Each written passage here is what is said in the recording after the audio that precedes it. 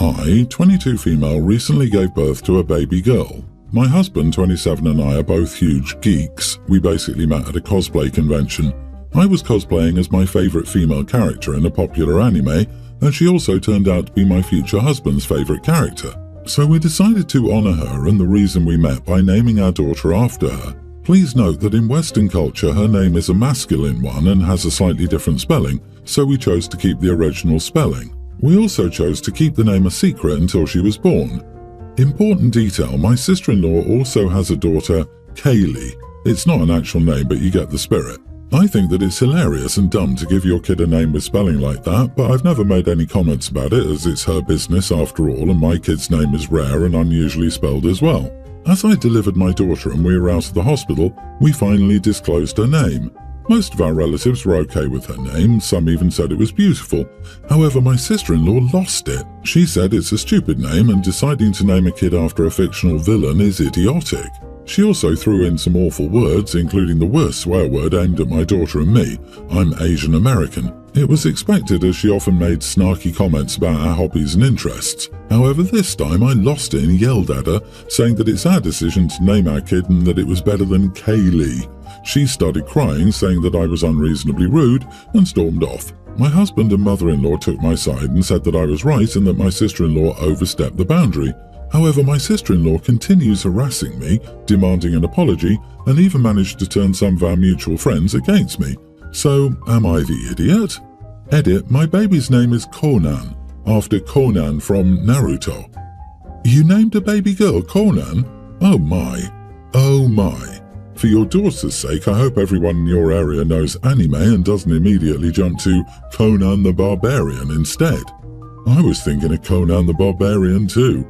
I wish parents would think of their kids before trying to do something unique and sentimental for their selfish reasons. A kid isn't a dog or a cat. They're a human who has to deal with the repercussions of their name. Second names exist for this reason. First name, canonical name. Second name, every stupid sentimental crap you wanted to name the kid, but your brain worked and you didn't. Seriously, why don't people stick to weird middle names? Give the kid a chance. I also think of the Barbarian, but I'm 35. I don't think the little kids in play school with Opie's daughter will be as well versed in 80s Arnold Schwarzenegger movies as we are. I don't really like the name, to be honest, especially with the K spelling, but I'm not sure the repercussions are any more dire than sometimes being mistaken for a boy. Congrats, you're both idiots. Conan and Kaylee, seriously? Everyone's the idiot here. The sister-in-law was out of line and there's zero excuse to be throwing slurs around, but Opie is still an idiot for doing this to a child. For one thing, she'll be dealing with extra bullying on that name from kindergarten through high school. There's always going to be someone who brings up Conan the Barbarian. That's the name she will have to put on resumes and job applications. Is it fair? No, but it's the way it is. Children are not inanimate objects that you can stick an enamel pin on so people know your fandoms. Yes, Conan is a legitimate name in Japanese culture, but you specifically named her that for a Naruto villain. You made her life so much more difficult than it needed to be for a nerd reference. She's a human being, not a prop to strengthen your nerd cred. Poor kid. I wish people would realize that the kid is the one who has to live with the name they're given. My son has been married to his wife for 2 years at this point. We get along as well as water and oil. I keep my distance because I don't like dealing with her. She's a horribly picky eater. I don't know why, but truly I don't care because she's a pain at restaurants. We try to go anywhere and we have to change places multiple times so she can have something to eat.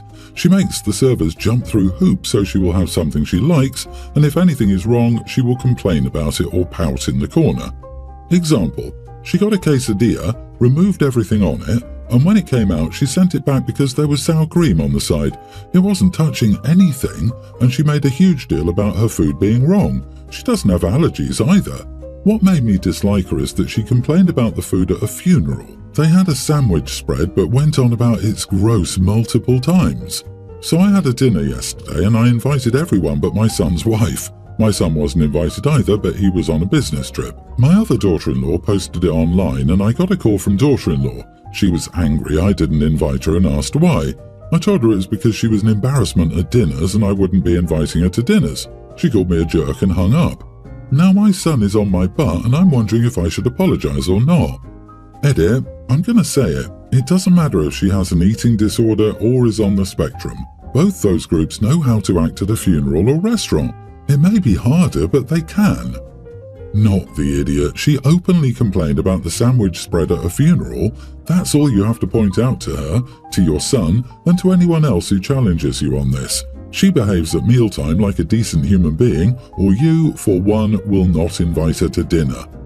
Geez, I'm a picky eater, but if a restaurant or event doesn't have a single entree or salad or dish dessert that I like, then I keep my mouth shut, have a soda or drink and eat at home. The problem isn't the food, it's the behavior. I'm with you. She can't even shut up about the food at a funeral. Talk about disrespectful. This isn't about her being picky, this is about her behavior. She is disrespectful, childish, impossible to please, and makes everyone else suffer. I've met elementary school kids with better manners. She is controlling the whole thing and she knows it, making you switch places to eat and running the servers ragged. She has to be the center of attention, and I wouldn't tolerate her shenanigans. Leave her out of more things, and I bet she calls her jets. Don't be afraid to tell her to her face why. Be exact. Tell her how you feel, not what she wants to hear. Stop tiptoeing around this chick. I, 23 female, have been married to my husband, 27, for about 3 years. Our first child is a few months old. I've known my in-laws for over 5 years. We used to have an amazing relationship until 6 months after our wedding, when we had our first miscarriage. We knew we were going to miscarry before we told them we were pregnant. Since they asked about grandchildren every time we saw them, my husband told them in private that I was pregnant and having a miscarriage and asked them not to mention anything about it. I was having a horrible time with it. We went to their house the next day and they wouldn't stop talking about it. This never stopped. Fast forward to a year and a half later, we were pregnant for the third time, first baby. We told my in-laws at 6 weeks. I wanted to wait, but my husband didn't. We asked them not to tell anyone, but they did anyway, and wouldn't stop after explicitly being asked multiple times not to. They keep overstepping throughout the pregnancy. They wanted to be there when the baby was born. I said no, and my husband and I fought about it. After the baby was born, we told them not to kiss the baby. The baby is 2 weeks old. Father-in-law kisses baby. We tell him not to kiss the baby, and he says it's not a big deal. 4 days later, we see them again. Father-in-law kisses the baby on the face and I cause a scene, take the baby and leave their house. My in-laws and husband say I overreacted and disrespected them. We didn't go back for 2 months. Now, when the baby is about 3 months old, I agree to take the baby back for a visit. Father-in-law holds the baby until she needs to eat.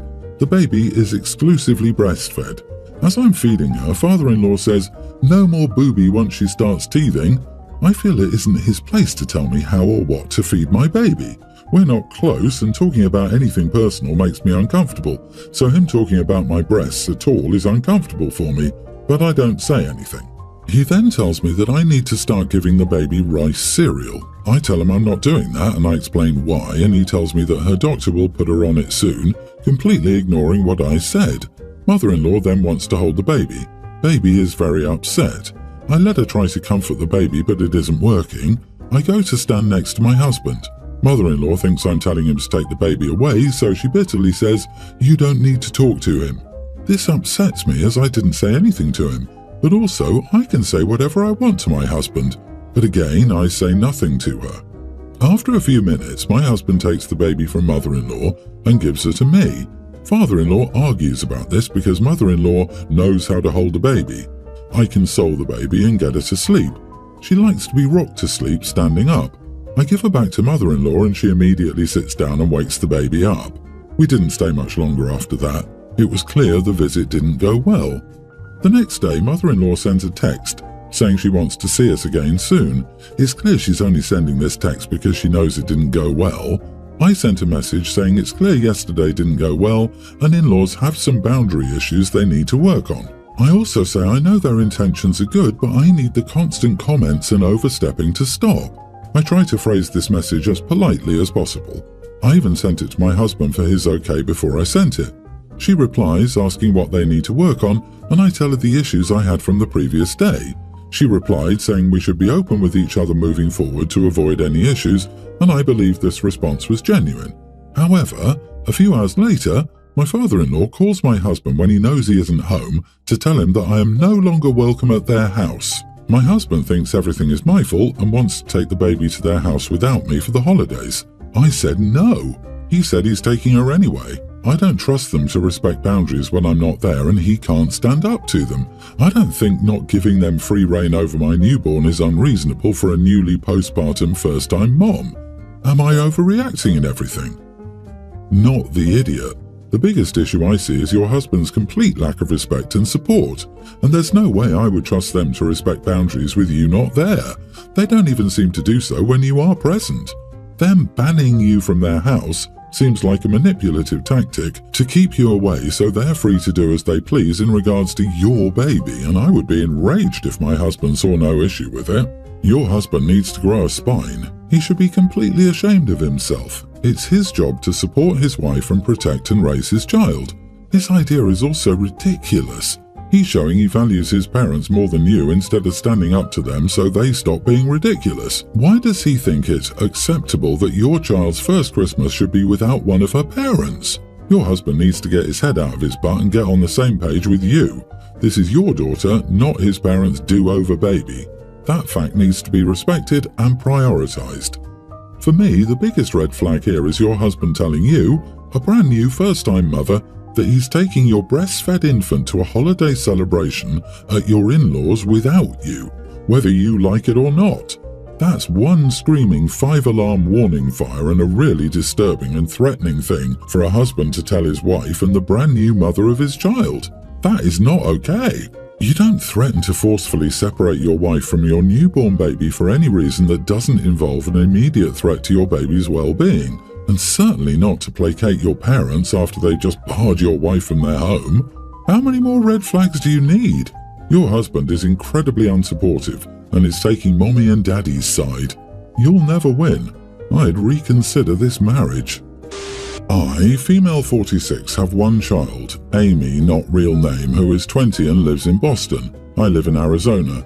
She's recently gone through a bad breakup, and while I'm relieved she's not with him, Amy is not handling the breakup well. For some context, since she was young, she lacked resilience and needed a lot of guidance to get through things. As her mom, I'm happy to do this and believe it's my job. My husband, Amy's dad, supports this and would fly to see her instead of me, but we agreed it would be better if I went. The issue is, it's my friend's 40th birthday. She has 2 younger children and was really excited to go out. Other people are attending.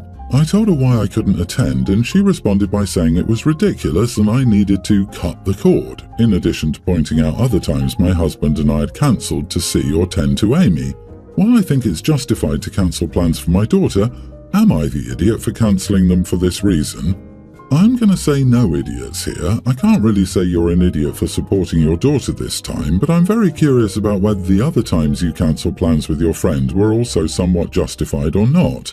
To be honest, I can see why your friend's patience is starting to wear thin. Continuing to drop everything to go see her is not going to help your daughter's lack of resilience at all. If anything, you might be crippling or enabling her. As somebody who's been in the friend's position, I get the friend's response. I had a friend of almost 20 years. I was always making plans and she'd end up cancelling. I decided to quit being the one who reached out first. The friendship fizzled and we don't talk anymore. Opie is messing herself over. It's not easy to make new close friends later in life. This is a milestone birthday for your friend.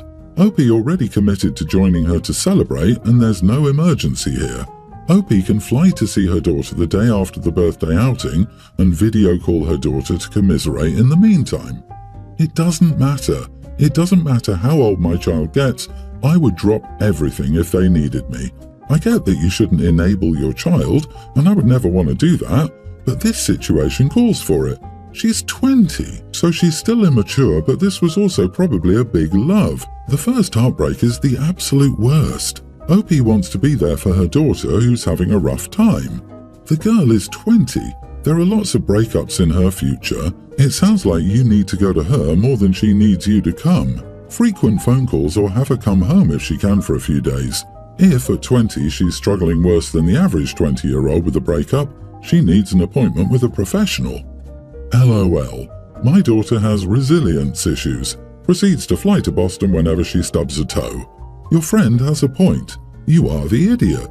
I think by running to her side the moment things get tough, you're ultimately doing your daughter a disservice. You can be supportive in many ways while always teaching your daughter independence and resilience. My wife and I have 3 children, and this situation involves our 2 oldest. Back when they were young, we had crazy work schedules. On the other hand, her brother has a job and position where he can come and go as he pleases, so we help with our children. The 3 of us took turns taking the kids to school and picking them up. The kids sometimes stayed with him for a day or 2. When they grew older, our work schedules stabilized, so we didn't rely on him as much. However, the kids are incredibly attached to their uncle to the point it seems like I'm being replaced. Once, when our daughter ran out of panty liners, she called her uncle to ask him to pick her up some. My wife was at work, but I was working in the yard and she didn't think to ask me. A year ago, our son was questioning his orientation, and instead of coming to his mother or me, he went to talk to his uncle. And then my brother-in-law told my wife about their conversation. I was the last to know about it. On our daughter's last birthday, she was most excited about his gift because he got her the exact model and colour tennis racket she wanted. She didn't take a second look at my present. The last straw happened earlier today when our son was sick at school. Instead of calling me or his mother, he called his uncle. Brother-in-law texted us about the situation and asked my wife to call the school so that he could pick up our son. I was home and no one asked me to do it. I was furious when brother-in-law dropped our son off. I confronted him about overstepping our family's boundaries and we argued. I told him to leave our house and leave our children alone. My wife just got home from work and we argued. She doesn't like how I talk to her brother, but I don't like how I'm being left out of my children's life. She said we're lucky to have him help us, but I don't want his help anymore. Am I wrong to want to be in my children's life?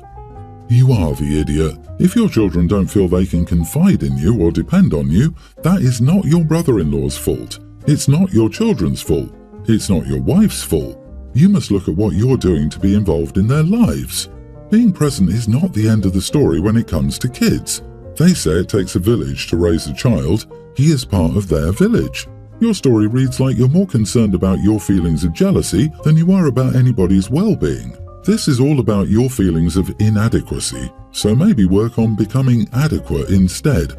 He doesn't want to build relationships. He wants them to confide in him when they don't seem to trust him. His attitude and whining here are excellent examples of why they may not like him.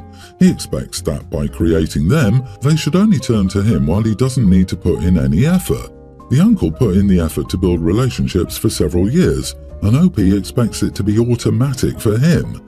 Yeah, OP is a major idiot, so instead of becoming a proper father to his kids, he will take away their only true father figure, making them angry and pushing them even further away from you, OP. And you really think getting rid of brother-in-law will automatically make them close to you? No, you've actually got to be a good dad yourself, not just get rid of their uncle. And it's incredibly selfish. You're going to make them suffer because of your ego. Jesus, you are the idiot massively.